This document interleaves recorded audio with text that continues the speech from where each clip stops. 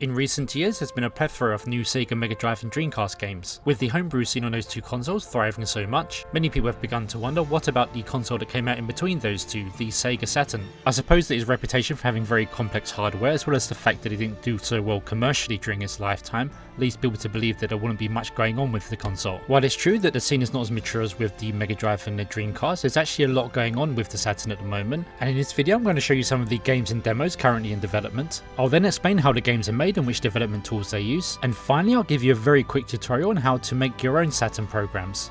Without further ado, let's take a look at the games.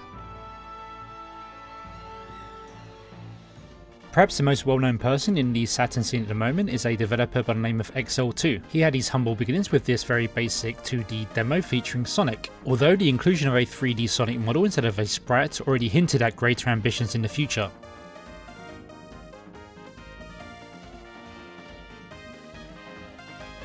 And sure enough, in these next demos you could see him experimenting with 3D worlds. And the complexity of those worlds increase along with his skill work programming the console. And after many years of hard work, he was ready to release this amazing Sonic demo, Sonic Xtreme.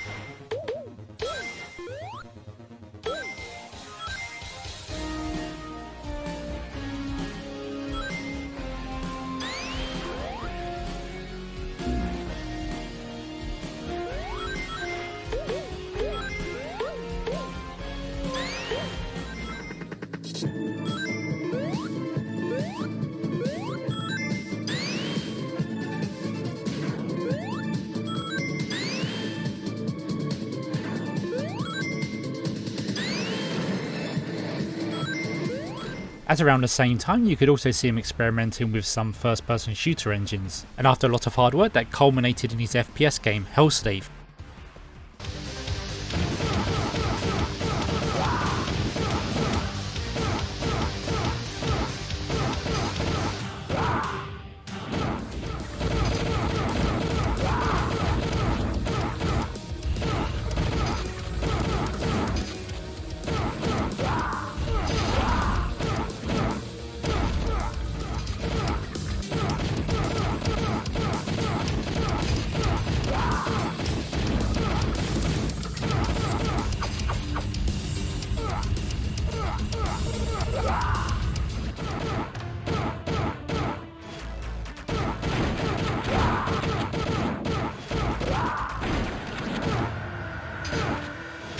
As if that wasn't impressive enough, he would later team up with Corvido and Ponut64 to create a port of the first two levels of the 1998 PC game Unreal.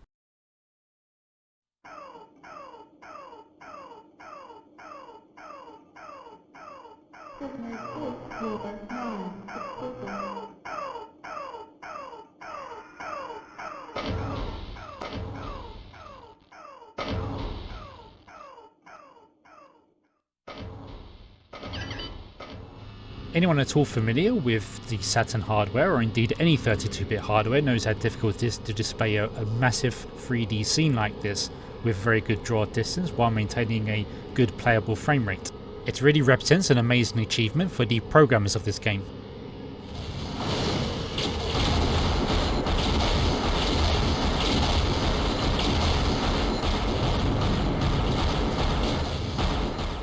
You already saw some amazing lighting effects on display in the Hellslave and the Unreal port, and you can see much more here in this little car demo as well as this Sonic statue. These are really difficult things to do with the Saturn, so it really shows the high level of proficiency that many homebrew developers have already achieved with the hardware.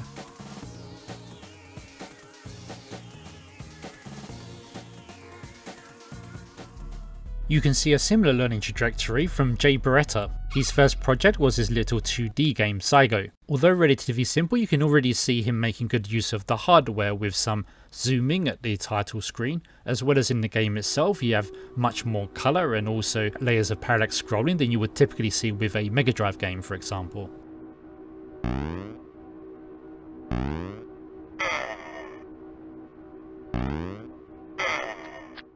Just as with XL2, JBeretta would soon move into the 3D realm with a 3D version of the game here. It's already looking very smooth and impressive, but you're about to see the even better version very soon.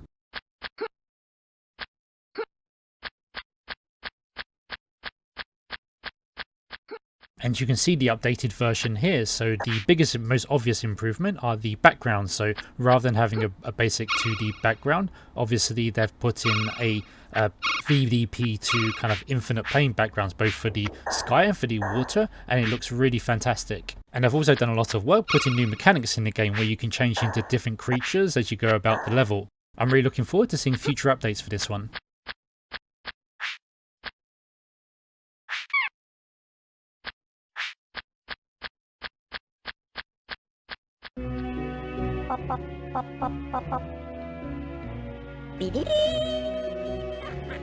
In this super cute next game, Bridget Bishop, you play a witch who one day accidentally turns her cat into a frog. So the object of the game is to change the frog back to a cat again. Creating these kind of fully 3D worlds on the Saturn isn't easy, so I'm really impressed with the number of homebrew developers who have decided to jump headlong in and create 3D games rather than 2D.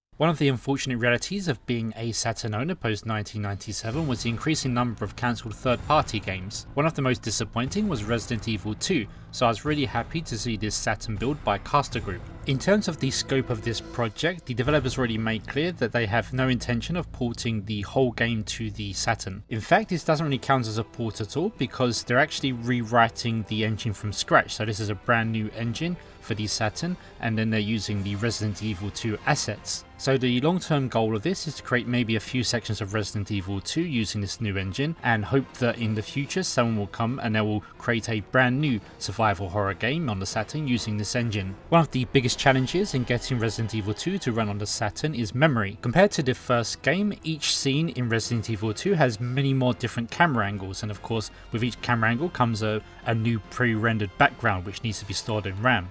Although the Saturn and the PS1 have the same amount of work RAM, 2 MB, the RAM in the Saturn is split into 2 banks of 1 MB. In addition to this, the PlayStation also has some very good compression techniques, which makes fitting all of the backgrounds in the 2 MB much easier. Because of this, at the moment the developer is utilising the 4 MB RAM card for the Saturn.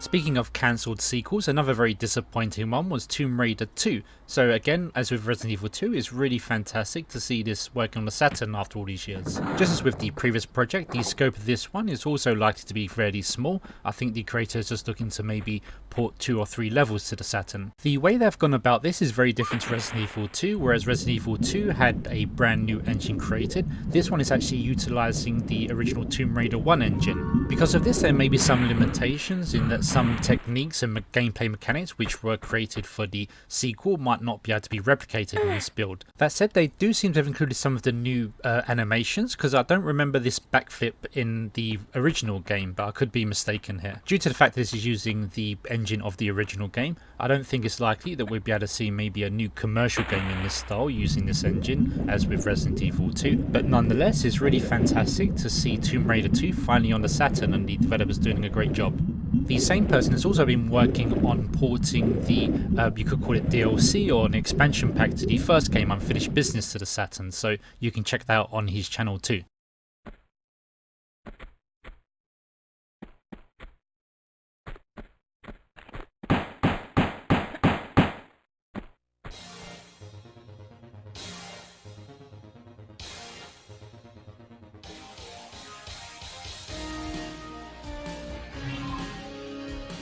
Perhaps the most famous cancelled game for this Saturn was Sonic X-Treme, and the developer here, Vauxhall, has created a Sonic game in the style of that game, so it's using the fisheye lens.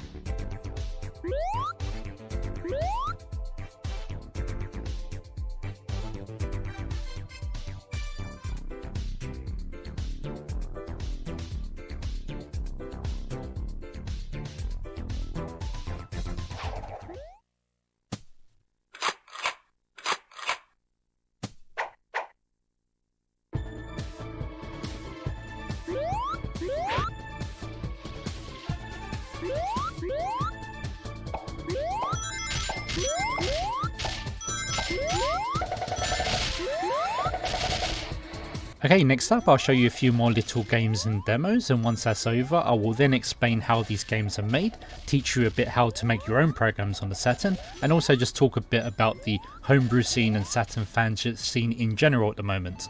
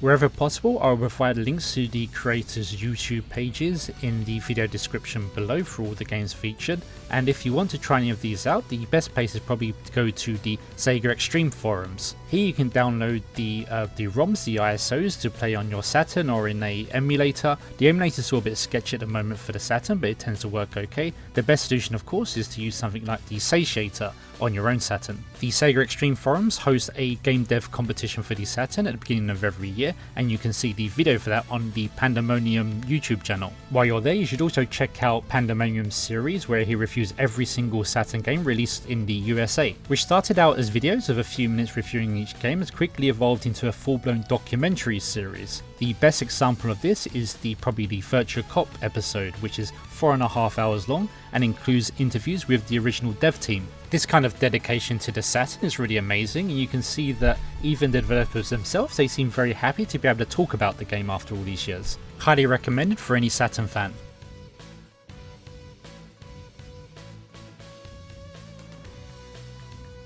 Okay, now let's talk a bit about how these new Saturn games are made. So the most popular choice at the moment is to use the Joe engine. Just like the Mega Drive's SGDK, this is also created by a Frenchman, this time by the name of Johannes Vetz. This development kit is quite easy to use and it utilises parts of the development kits that Sega created back in the day, for example the famous SGL Sega graphics library. This also creates a potential problem though, because if you wanted to release your game as a commercial game, then the fact it's using some Sega owned development library could cause problems with the company, although they probably don't care at this stage. Because of this, I think the long-term future of homebrew development on the Saturn probably lies with another development kit called Yaul. This is a ground-up open source development kit, and it doesn't include anything that Sega wrote back in the day, so it should be safe to release commercial games for.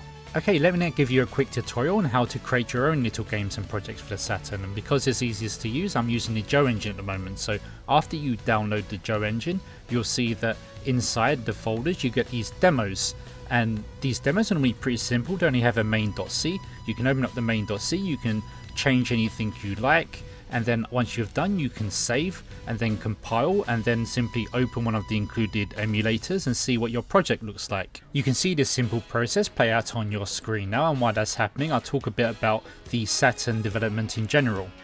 The good news is that the Saturn can be programmed in C because the CPU has a very good C compiler. It was during the Saturn, PlayStation 1 and N64 era where C really became quite regular for console games, whereas the era before it was mostly an assembly language. In my limited experience with programming for the console, the biggest challenge is really understanding how the hardware works, especially how VDP1 and VDP2 interact with each other. This becomes especially critical when you want to do stuff like transparencies, because how the rules work isn't so clear, and it's really a good idea to read through the VDP2 manual, which is over 400 pages long. Fortunately, Joe Engine includes little manuals of its own, so you can look at these files here, and it just gives you a list of different functions and what they do. So for example, if you want to know how to type the function into main.c to create a transparency, or to rotate a sprite, or to scale the background and so on, you'll be able to find it in these files here. And if you do want to get a good understanding of how the Saturn hardware works without having to read the 400 page VDP2 manual, then you can check out this video by Low Score Boy here. As well as creating new games for the Saturn, the development community has also been involved in translating lots of the great games that were never released in the West during its lifetime, and some of them even include a new English voiceover, which really is going above and beyond. The Army Roads. Lieutenant Naira Savage. I am Medical Flag. Sergeant Colin Steiner. Named Ruby Aru. Holy moly! As you can tell, there's a really passionate and talented community behind the Saturn these days, and it's amazing to see all their hard work. For both now and the foreseeable future, my main focus is on the Mega Drive, both in terms of tutorials and also creating new games for it. And this video was initially just intended for my Chinese channel because there's not a lot of information about Saturn homebrew and recent developments in the Chinese language. However, since I already went to all the trouble of putting together and editing the video, I thought I might as well just add a quick English narration too. Although most of the information featured in this video is already out there in various different places, I think it's still good to have it brought together in one relatively short video. For those looking to keep up to date on the latest Saturn developments, I recommend tuning into the Sega Saturn Shiro podcast. And to see some playthroughs of new homebrew games as well as some commentary, you can check out the Tales of Saturn and also the Retro Dad and Modern Lad channels. The Saturn story was a pretty tragic one, but that doesn't mean it didn't have some great games, and with all the hard work of the community, it looks like having a bright future too. And who knows, maybe Sagata Shanshiro will come up on top in the end after all. Thanks everyone for watching, and I will see everyone back in late October with some updates on Symphony of the Night. Until then, farewell.